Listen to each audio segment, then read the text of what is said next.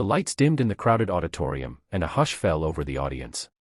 From the shadows walked a frail boy, no more than 12 years old, dressed in worn-out clothes and shoes that looked as though they had walked 100 roads. His hands trembled as he held the microphone, and his eyes scanned the sea of faces, most of them strangers who had no idea what kind of pain and courage this small figure carried within. The boy's name was Armand, and this was the moment that would change his life forever. Armand grew up in the slums at the edge of the city. His father had passed away when he was just 7, leaving his mother to work endless shifts just to provide a single meal a day. Most nights, they went hungry.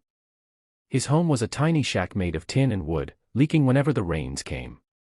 For years, Armand had known nothing but struggle, yet through it all, one thing kept him alive: music.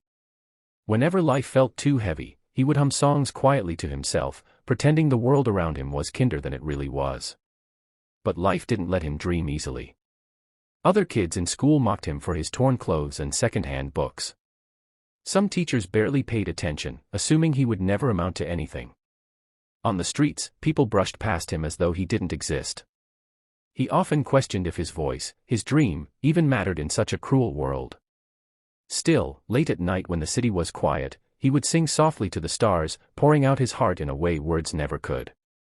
The biggest challenge came when his mother fell seriously ill. She could no longer work, and the burden of survival fell on Armand's small shoulders.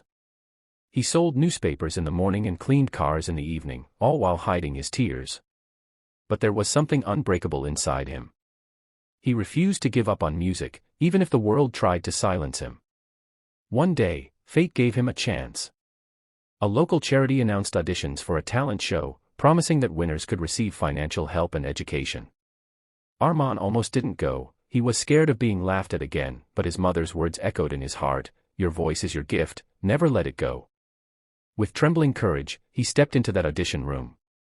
When he began singing "Nothing Else Matters" by Metallica, the entire hall went still. His voice wasn't loud or polished, but it was raw and filled with truth. Each note carried his pain, his struggles, and his unspoken prayers. The judges froze, tears welling in their eyes, as the boy's voice cut through the silence like a blade. For the first time, Armand wasn't just a poor boy in rags, he was an artist, a storyteller, a survivor pouring his soul into every word. The crowd erupted in applause before he had even finished. Some stood with tears streaming down their faces, moved by the purity of his performance. The judges pressed the golden buzzer without hesitation, showering him with golden confetti as the audience roared. In that moment, Armand's life shifted. He was no longer invisible, he was unforgettable. But the road ahead wasn't easy. Success brought new challenges.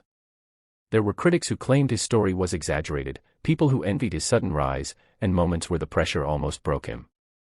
Yet each time he sang, he reminded himself why he started, not for fame, but to prove that even the smallest, poorest voice could echo through the world. With the support he received, Armand paid for his mother's treatment and enrolled in school. He continued to sing, performing on bigger stages, inspiring millions of people across the world. Fans didn't just hear his voice, they felt his journey, his fight, his resilience. Years later, when asked what kept him going, Armand smiled and said, "I learned that life takes away everything sometimes, your home, your comfort, even your hope. But if you hold on to what truly matters, nothing else matters." And so, the boy who once sang to the stars became a shining star himself, proving that no struggle is too great, and no dream is too small.